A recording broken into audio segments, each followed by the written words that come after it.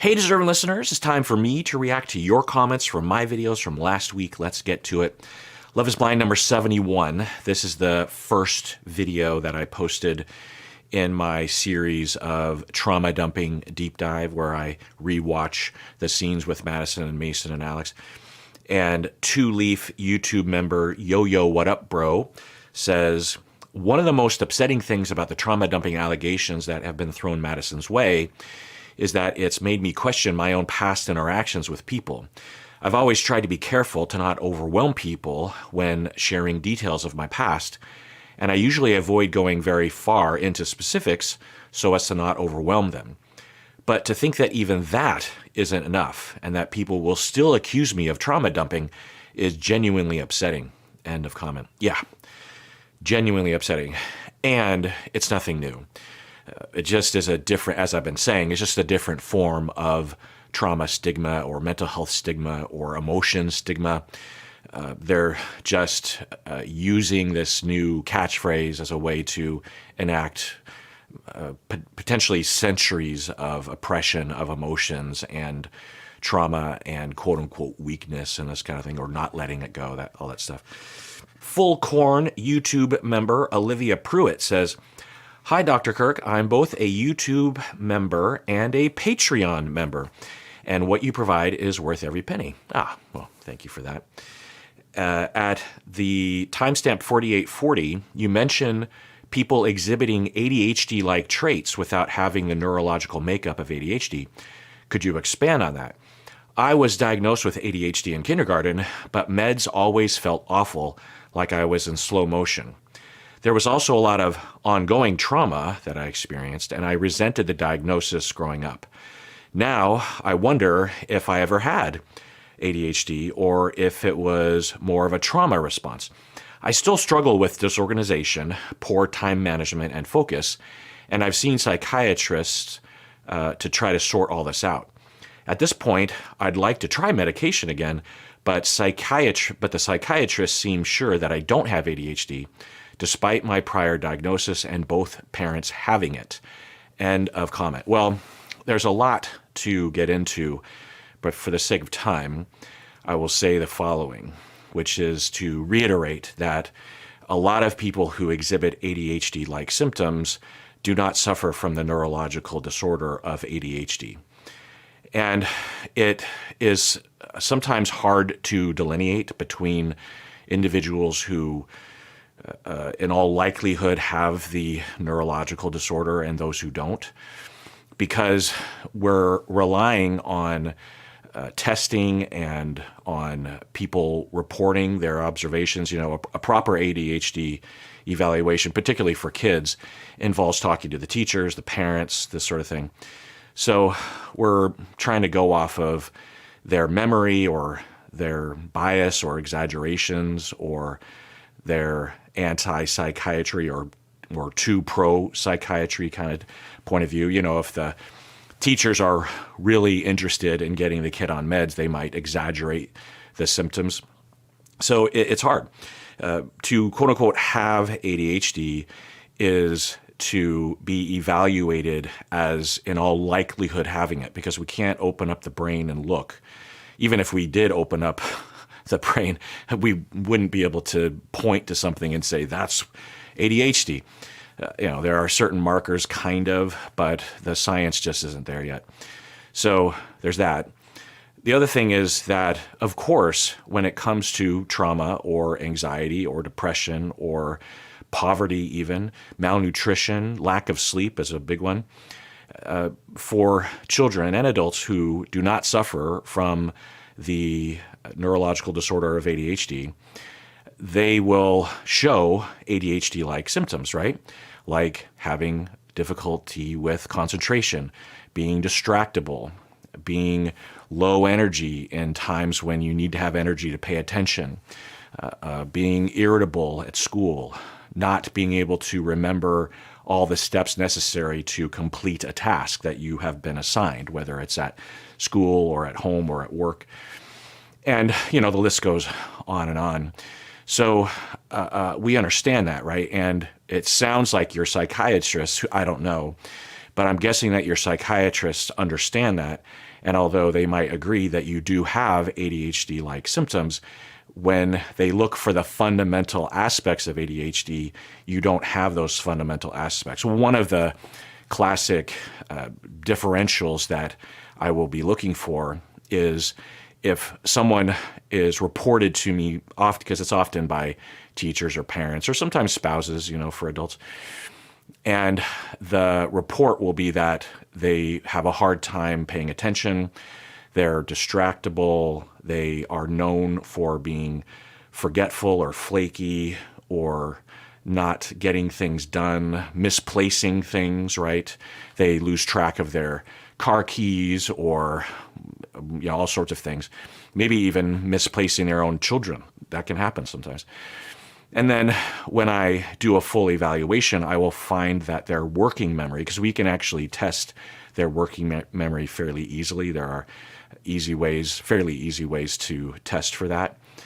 And I will find that the person has, within normal limits, working memory or even above average. And again, I would have to lecture literally for days about ADHD and working memory and learning disabilities and all the reasons why these sorts of things would happen, distractibility, and our lack of science to really pin these things down. But one of the things that has happened is that I will find that their working memory is average or above average, and yet they have all these other symptoms, and I will conclude based on a lot of other data that the individual doesn't have ADHD, and in fact is, I would either say I don't know what the reason is for the. Sometimes people just are that way. Not everything is a pathology. There's a lot of dials on one's personality, whether it's your disposition or even just personal choice. Some people just like to be laid back and they don't like to pay attention to that sort of thing. It's not always something neurologically based, could be just decision or personality or circumstance or, like I said, diet or anyway. So that's just one. Another differential that I will often run into is someone will be presented to me with ADHD, and I will, wonder, because there are the symptoms there, but I will find that when they're in one environment, and this is this isn't me, this is a well-known differentiator, is that the child or the adult will have difficulty with ADHD-like symptoms in one arena, in one context, like at work or at school, but not at home, or not when they are doing something that they like to do, this sort of thing. And that isn't necessarily an indication that the individual doesn't have ADHD, but it's a clue, because the disorder follows you regardless of where you're at. It's a neurological difference, and it doesn't. Now, for some people, they aren't required to do things that will challenge their ADHD when they're at home, right? If you have a lifestyle that is more flexible or more to your liking, then maybe your symptoms don't get in the way. So it's complicated. You have to look into it. But one of the things that I will find in a lot of people that are referred to me is that there are obvious other candidates that would lead to an individual having difficulty with concentration. Like what you mentioned is trauma. Trauma affects the brain, and it can affect the brain in a way that actually is what we would call ADHD. But, let me just give you one possible scenario here. You have someone that is traumatized ongoing throughout their childhood, maybe not even severely. It doesn't have to necessarily be severe. And the individual has some demoralization, sadness, pessimism, depression. It's not horrific or intense or high-degree depression, but it's a low-grade depression that's happening all the time. Well, depression affects motivation. It affects your mood, but it also just affects your ability to get off the couch and do stuff, right? And it also affects your energy level. And it requires energy to do the things that are challenging for people with ADHD, right? To keep track of things, to remember things, to pay attention to things, to put mental energy into things.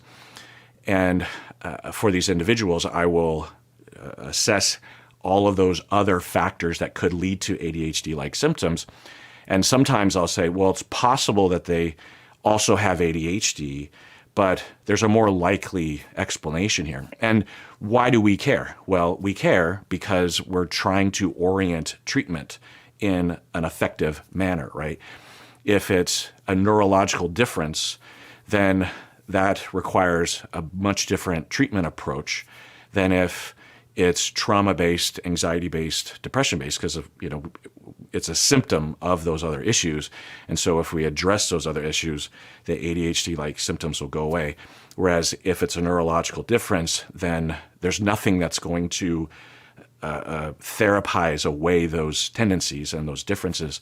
So we have to have workarounds and possible medication and also just the recovery emotionally. Most people with ADHD, if not all, have been traumatized based on their ADHD because of the way people have reacted to them. So there's like this compounding problem that can complicate things. So Olivia, YouTube member Olivia, you say that the meds always made you feel awful, like you were in slow motion. Well, that could be because you actually don't have ADHD. That is one of the signs, actually. But it also could be that the meds just weren't the right meds. There are 3 different classes of meds for ADHD, one being the classic, which is the psychostimulants. Another class has to do with norepinephrine, very different from a stimulant, actually. And then there's a third class of meds that have to do with blood pressure and this sort of thing. So it's possible that you took one of those classes of meds and it made you feel sluggish. Any one of those could make you feel sluggish, particularly the second and the third class that I talked about. But sometimes people, when they take psychostimulants, can also feel very different and very sluggish. It just kind of depends. Also, taking a med isn't a magic bullet. For some people, a lot of things have to come together biologically to help them with ADHD. So, I'll just throw that out there. But it sounds like your psychiatrists are on the ball and they're being responsible. They're taking the time. So, I would continue to follow their advice. If you want a second opinion, maybe talk to someone else. I don't know. The other thing you say is that both of your parents have ADHD, which is a risk factor, right? It's a risk factor for having it yourself, but it doesn't automatically mean you have it for sure. Also, it's possible that your parents are misdiagnosed as well. There's a whole other thing I could talk about, but I'll just give a brief statement here that there's a lot of evidence and there are proponents of this idea that ADHD is not one thing. Even when people solidly qualify for the diagnosis across various domains of life, right? That the difference follows them around and they have all the classic signs, that there's a good possibility that we are ham-fistedly just lumping a bunch of people together. It's similar with like IBS, that we don't know enough about the brain or about the body, the gut, to differentiate between a lot of things that can lead to symptoms that are kind of in the same category.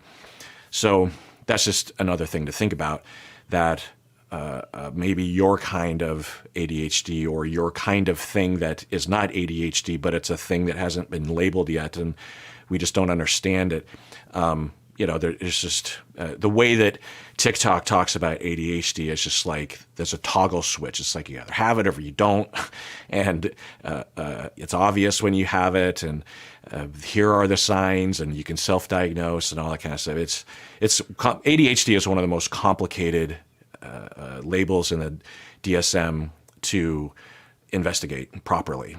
Certainly, you can, or a clinician, a qualified clinician, can diagnose from a short assessment, that's technically ethical, but responsible and when clinicians, and also clinicians that are asked to like really investigate it, like in the case of a child at school, for example, because if they have it, ADHD or some other kind of learning difference, then the government actually is required to pay for services because it's essentially a disability. And so in the same way that if a kid needs a wheelchair, the government needs to make sure there are ramps around, right?